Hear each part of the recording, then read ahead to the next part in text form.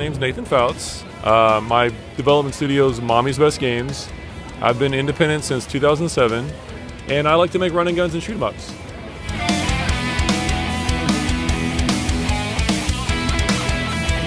This one is just a culmination of all the things I like, which is like Contra and Violent Commando and Nasty Monsters and 80s gore like that, where you get stabbed through the heart by a giant bug spear. And then there's classic rock and album covers and things like that. Sergeant Verlet is a walking corpse, but that parasite turned him into an ungodly weapon. What can I do in the pantheon of grappling hook games that's different? So this is a transforming grappling hook, essentially. It's like a Swiss Army knife. You can also throw the spear and spear things, but you can also shield yourself from bullets. It's all context, and you get to think of like how to do it. That's another one I've been working on for literally several years, trying to get the swinging nice and good. It's taken a while to polish. The game will have about 10 of these levels. Everyone's unique, all unique enemies. Like every level is gonna probably have one-off wacky things in it. So yeah, I do like that. It just takes a while to make. Started development in 2019. So we're in the middle of working on levels 6 and 7, but development on a game, especially like this, isn't exactly linear.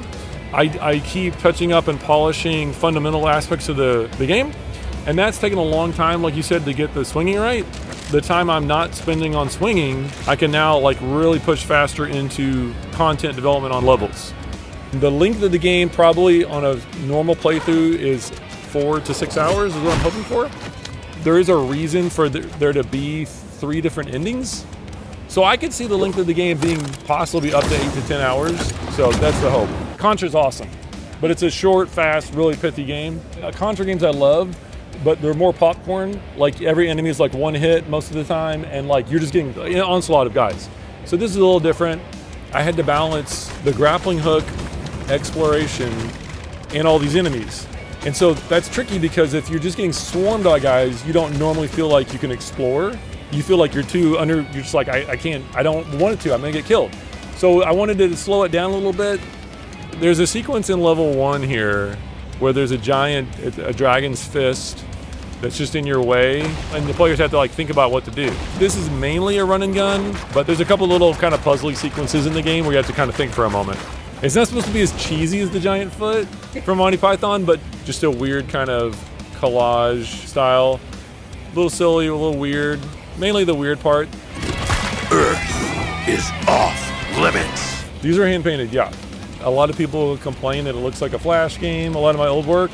And so I'm trying to get away from that. In this one, we're using a system called Spine. And you can manipulate 2D images so that it looks a little bit like, if you do it right, you can make it look 3D.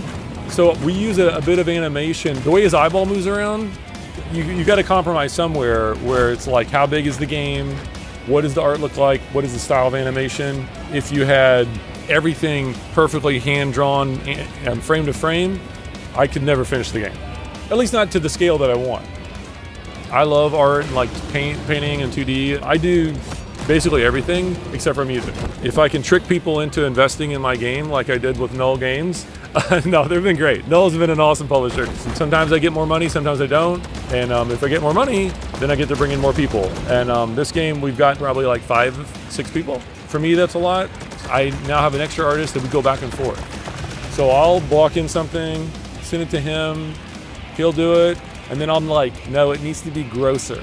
You know what I mean? Even more little nasty things. And so, yeah, it's been really good, like a good collaboration to go back and forth. This is probably my best looking game. My oldest games probably like they would fall victim what I call color barf, where all my enemies, like every single enemy will have 8 colors, all different. And when you put it all together, the screenshots look a little muddy.